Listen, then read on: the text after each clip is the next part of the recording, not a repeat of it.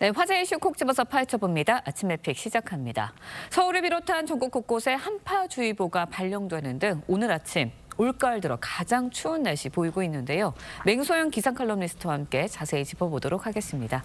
안녕하세요. 안녕하세요. 네, 11월 첫 출근길 기온이 뚝 떨어졌습니다. 왜 이렇게 빨리 추위가 찾아온 걸까요? 최근 매주 월요일마다 네. 이 찬 공기가 손님처럼 찾아오고 그러니까요. 있습니다. 오늘 아침 추위 벌써 세 번째로 오늘 월요일 아침 추위인데 오늘 아침에 가장 춥습니다. 지금 상공 5km 상공으로 영하 네. 25도에 달하는 찬 공기가 지금 우리나라 깊숙이 거의 남부지방까지 내려오면서 지난주 같은 경우에는 그래도 뭐 내륙 산간 지역을 중심으로만 영하권의 추위를 보였는데 지금 서울은 오늘 아침 최저기온 0.5도 수준이지만 예. 지금 남부의 상당 부분 거의 뭐 해안을 제외한 대부분 내륙 지역은 영하권의 아침을 맞고 있고요. 바람은 어제보다 잦아들기는 했지만 그래도 남아있는 곳에서는 바람 때문에 체감 온도가 훨씬 더 낮습니다.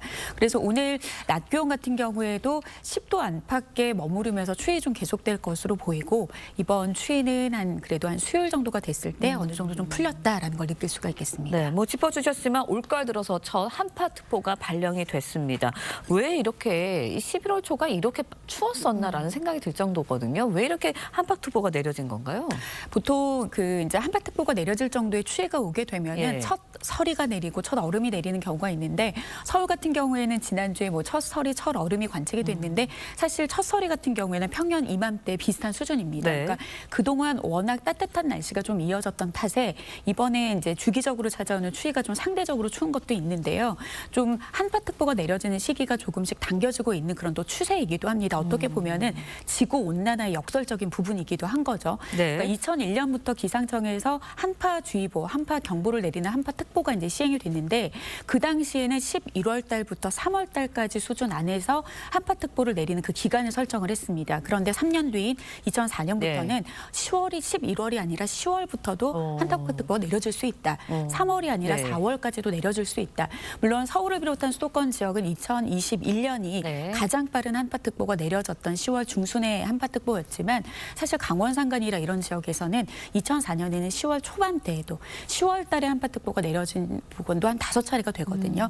그러니까 이만큼처럼 이제 북쪽에 있는 한기가 주기적으로 남아할 수 있는 그런 조건들이 형성이 되는 거는 결국에 네. 극지역의 지구 온난화가 이 지구 평균보다 좀 심각해지다 보니까 좀 차고 건조한 공기가 좀 북쪽에 묶어져 있어야 되는데 지구 온난화로 인해서 출렁거리는 그 빈도라든지 네. 강도가 강해지다 보니까 좀 우리가 겪지 못했던 추위의 좀 시작이 좀 이르게 찾아오고 있습니다. 네, 알겠습니다. 뭐 짚어주셨지만 이번 추위 내일 아침까지 이어진 뒤 누그러질 것으로 전망이 되고 있습니다. 그러니까 수요일부터는 좀 예년 기온으로 찾아올 것 같은데 지난주에도 보면 주 초반엔 추웠다가 주 중후반으로 갈수록 따뜻해지는 날씨가 반복되고 있거든요. 왜 이렇게 되는 건가요?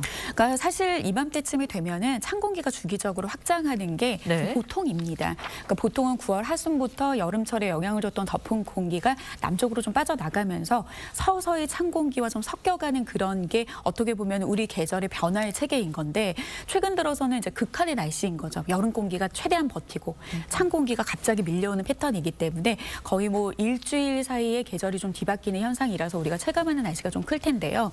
그래도 최근에는 동서간의 흐름이 좀 원활하다 예. 보니까 이 시기적으로 봤을 때 이맘때 오는 정도의 시기인 거고 그리고 추위의 강도 같은 경우는 좀 상대적으로 큰 거고 근데 다만 다행인 것은 우리가 한파를 얘기하는 것은 잠깐 찾아오는 상대적인 추위보다도 얼마나 그 지속성이 강하느냐에 따라서 어떻게 보면 기록이다, 어떤 역설이다, 이례적이다라고 볼 수 있는 건데 이번 추위는 그래도 한 3한서운 수준으로 3일 정도 머물다가 4일 정도 빠지는 그런 형태이기 때문에 아직까지는 본격적인 그런 추위의 큰 덩어리의 축이 우리나라로 내려오는 형태의 겨울이 아니라 아직까지는 주인이 아닌 손님 수준에 해당되는 그런 찬 겨울이 아직은 그냥 머무르고 있다. 근데 어느 순간에 이제 12월쯤 되면은 네. 이제 주인이 되는 그런 찬 공기의 날씨가 좀 나타나겠죠. 네, 뭐 짚어주셨지만 올 가을도 이렇게 벌써부터 조금 추워지기 시작했는데 그렇다면 올 겨울 얼마나 추울까 이런 걱정 하시거든요. 어떻게 예측되고 있나요? 기상청에서 이제 지난주에 발표를 네. 했습니다. 보통 한 23일 전후로 해서 이제 앞으로의 3개월 동안의 향후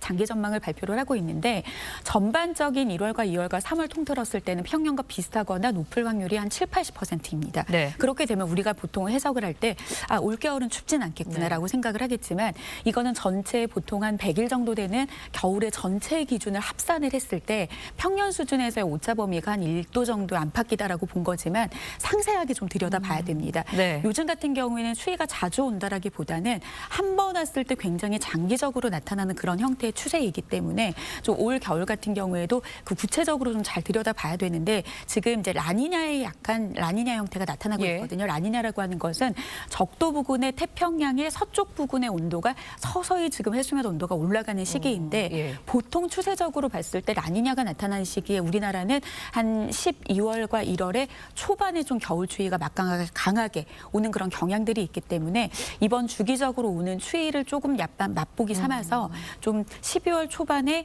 좀 지난해와 같이 좀 막강하게 오는 추위에 대해서 좀 미리미리 좀 대비를 해야 되지 않을까 싶습니다. 네, 뭐 추위 이겨내기 위해서 방한 욕심 찾으시는 분들도 많다고 하는데 요즘처럼 이제 급변하는 날씨에 건강 관리도 중요하잖아요. 어떤 점을 좀 이렇게 잘 지켜야 할까요? 보통은 기상청에서 겨울이라고 하면은 일평균 기온이 5도 아래로 떨어지는 네. 상태가 9일 이상이면 상당히 추워야 되거든요. 근데 일반 사람들이 체감적으로 느낄 때는 5도 아래로 떨어지기 시작할 때부터 겨울을 느끼게 됩니다. 하지만 이번처럼 이런 추위는 지속적은 없습니다. 근데 이렇게 기온이 들쑥날쑥하는 그런 시기가 우리 몸이 혈관을 수축했다가 이완하는 그런 과정 안에서 굉장히 많은 스트레스를 받을 수 있기 그렇죠. 때문에 두꺼운 겉옷 한 벌보다는 얇은 옷으로 계속해서 주 후반에 다시 풀리는 날씨에 적응할 수 있도록 또 다음 주 월요일이 되면 또 추워지거든요. 그러니까요. 그런 추워지는 네. 날씨에 또 적응할 수 있도록 좀 얇은 옷 여러 벌 그리고 체온 관리를 좀 잘하시는 게 좋고 보온 장구 좀 잘 착용하시고 그리고 좀 평상시에 컨디션 관리를 하기 네. 위해서는 잘 자고 잘 드시고 스트레스 관리 잘하시는 게 제일 좋은 방법이 될 것 같습니다. 네, 지혜롭게 건강 관리 하셔야겠다라는 생각이 듭니다. 오늘 말씀 여기까지 듣겠습니다. 지금까지 맹소영 기상 칼럼니스트였습니다. 고맙습니다.